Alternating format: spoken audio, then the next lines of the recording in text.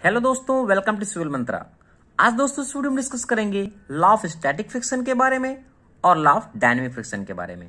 इसके पहले भी दोस्तों मैंने ऑलरेडी डिस्कस कर दिया कि फ्रिक्शन के बारे में, उसके इंट्रोडक्शन के बारे में और उसके पार्ट के बारे में। फिलहाल इस वीडियो में डिस्कस करेंगे लॉ ऑफ स्टैटिक फ्रिक्शन के बारे में। तो जो हमारा स्टैटिक फ्रिक्शन हमारा क्या होता है, ऑलरेडी मैंने डिस्कस किया। जब हमारी बॉडी कोई भी क्या है रेस्ट में है, उस कंडीशन में जो हम स्टडी करते हैं उस बॉडी का, वो हमारी स्टैटिक कंडीशन में होती है। यानी कहने का मतलब वो बॉडी हमारी क्या है, स्टैटिक कंडीशन में है। उस जो सिचुएशन को हम बॉडी का स्टडी करते हैं वो हमारी कहलाती है स्टैटिक फ्रिक्शन में।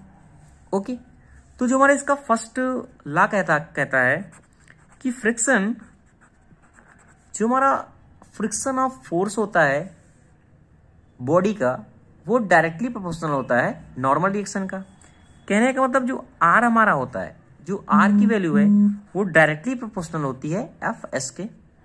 अगर इसको मैं लिखना चाहूं क्या लिख सकता हूं कि friction force is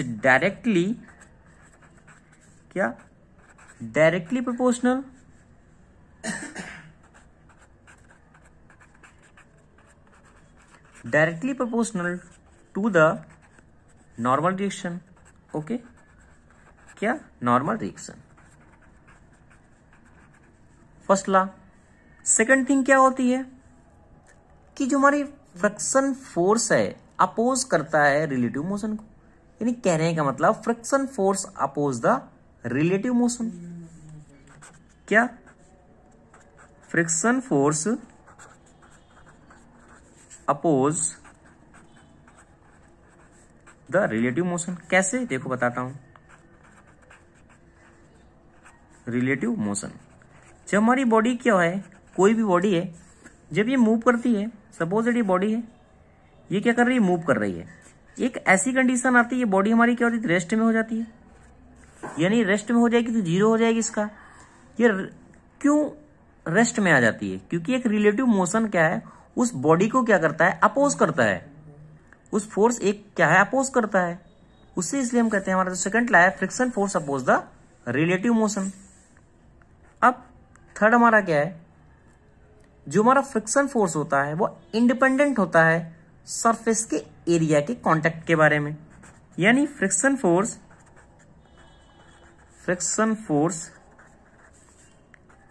is independent, क्या है, इंडिपेंडेंट ऑफ सरफेस एरिया। अब इसका मतलब क्या है, surface area of contact. Okay, यानी कहने का मतलब उसके एरिया पे डिपेंड नहीं करता। सरफेस का जो हमारा कांटेक्ट होगा मूविंग बॉडी का, उसके एरिया पे डिपेंडेंट नहीं होता। ओके, कि हमारी बॉडी कैसे मूव करेगी।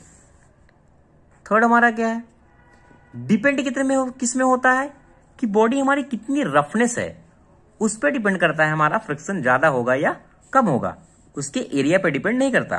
तो हम कह सकते हैं दोस्तों कि फ्रिक्शन फोर्स क्या है, डिपेंड्स अपॉन किस पे, सरफेस, किस पे, रफनेस के। ये चीज आपको बहुत इंपॉर्टेंट है दोस्तों, ये याद रखना है, रफनेस के। ओके, कि यहां मैंने एरिया की बात किया, एरिया ऑफ ए कॉन्टेक्ट के सरफेस की, यहां मैंने बात किया रफनेस की। अब लास्ट हमारा क्या है, जो फ्रिक्शन फोर्स होता है डिपेंड करता है material of a surface in A contact. कहने का मतलब जो हमारा फ्रिक्शन है वह किस मटेरियल का है, किस मटेरियल की बॉडी पे मूव कर रहा है, उस पर डिपेंड करता है कि बॉडी हमारी कितनी चिकनी है। कहने का मतलब इस पे भी डिपेंड करेगा। ओके, तो कह सकते हैं हम कि friction force depend upon material of surface in contact. Okay,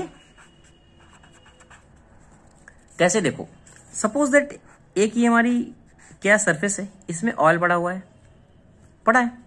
एक हमारी सरफेस क्या है, उसमें ग्रीस पड़ी हुई है। तो फ्रिक्शन कहां ज्यादा कम होगा, ये तो समझ में आ गया ना, कि डिपेंड करता है उसके मटेरियल के सरफेस के कांटेक्ट पर। ये बात हो गई दोस्तों लॉ ऑफ स्टैटिक फ्रिक्शन की। अब हम बात करते हैं लॉ ऑफ डायनेमिक फ्रिक्शन की। तुम्हारा दोस्तों डायनेमिक फ्रिक्शन लॉ जो हमारा लॉ है उसका फर्स्ट पॉइंट क्या कहता है कि the force of friction always act in A direction.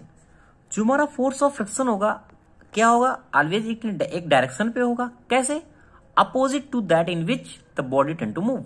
यानी कहने का मतलब कोई भी हमारी बॉडी है अगर इस डायरेक्शन पे हमारी मूव कर रही है तो उसका जो फोर्स ऑफ फ्रिक्शन होगा हमेशा क्या होगा, अपोजिट होगा। यही हमारा फर्स्ट पॉइंट कह रहा है।